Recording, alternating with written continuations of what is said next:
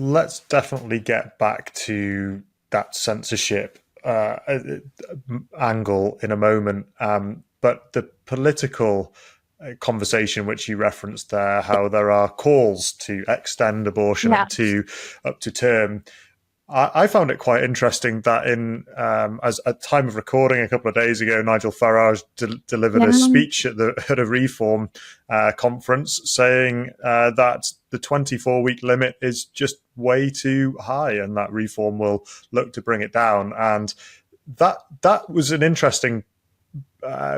an interesting turn of events, because at no point when people think of this insurgent party, when they think about all the things that they stand for, it'll be lowering immigration, scrapping net zero, all of these headline policy items. And yet he devoted some time to say that our approach to abortion in this country is far too liberal.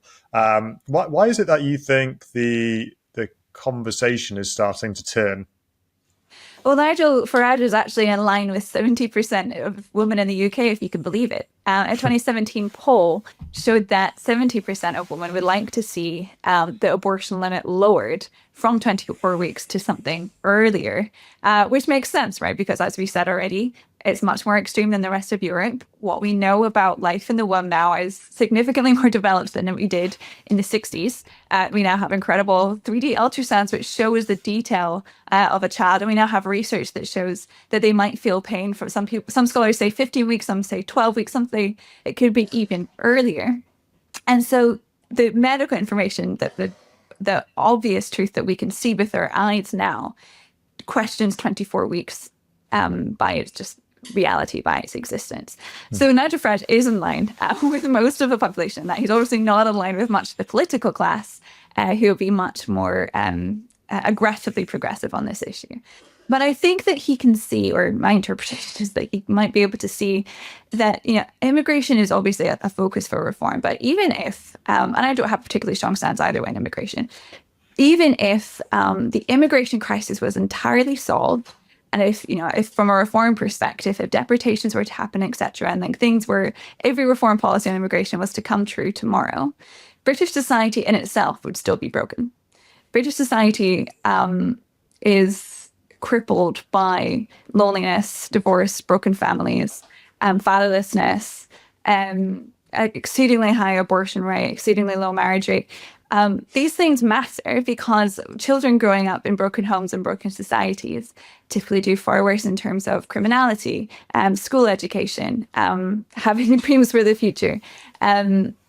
This really impacts the next generation. And so healthy families are critical. And I think from what I understand from what Nigel Farage has been saying recently, I think he can understand there's a family crisis in the UK that has to be solved.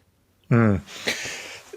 You talked about the state of family society, and I suppose rewinding back to 1967 when the Abortion Act was passed, this was, and I'm probably making a few assumptions here, but they're probably relatively well-educated guesses. That's the time of the sexual revolution. We've got a total change in how we're starting to see the world, much more focus on autonomy, which led on to a bit of hedonism and a bit of a you do you culture, which we're seeing today. And at that time, I think if you were to look back at both marriage rates and the stability of society, crimes committed, all those things you talk about, fatherlessness, is they would have been, and indeed were, much lower. And I suppose as someone who was born in the 80s, late 80s, I was born to a mum who was in her mid-20s at the time. And you mentioned hopes and dreams of people. And the thing that gets me on this topic is that all of these children that aren't to be, and I could have been one of those kids, had that popularized message gotten through to my mum as she sought her own autonomy, that I never got to experience the life that I got to live. And I think about, and I know maybe at the beginning of the conversation where I was saying this is many more times than our war dead, and people might go, well, that's a bit hot button. But we venerate the war dead. We see them as heroes. They had a chance to do something, even if we can disagree with the politics behind it and all of those things. But there was a life lived there, and we recognize Yeah. them for it. They had a chance to throw themselves at things in life, or did something beyond themselves. And Yeah. I suppose with all of these children that are unborn, these are stories never told, and that to me, that's what really gets me. Besides all of what you described with the physical pain and the grief of the people involved, but it's that these are stories never told, and indeed stories we can never interact with as those of us who are here. Yeah. Yeah, absolutely. And there's a lot of really interesting research done right now on the demographic crisis or the fertility crisis, and that we just don't have enough people. So there's two ways of looking at it. There's like the economic reality, right? And we look at Japan, who are basically have committed demographic suicide. Like Japan basically can't come back. They're facing a financial crisis because there just simply are not enough young people in their country to support the elderly generation. And as the elderly generation die out, there will be not enough people to sustain their society.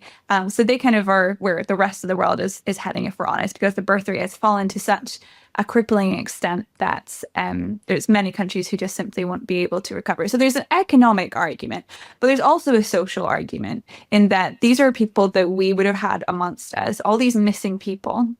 Sure, they could have been working. Sure, they could have been helping prop up the welfare state, which needs to happen because it's kind of a Ponzi scheme, right? We need to have more people in the bottom than we do at the top to make it work. But there's also a loneliness pandemic. Well, a third of households in the UK are now single occupant. We have a mental health crisis across the nation, and so many people are citing loneliness, especially since the pandemic, as a critical issue of their lives. We're missing people, we're missing families. The ideology that we're kind of stuck with at the moment tells us that we don't need that, and the lack of people that caused makes that less likely to be able to happen, as we were missing so many individuals. So we are in a bad situation when it comes to being able to kind of flourish as a society, united together and helping one another to raise the next generation. But hopefully, as we look into this kind of dark situation, that can spark these really important conversations and see if we can start to turn around the way that we live and look for a more positive, more pro-human flourishing way to continue our society.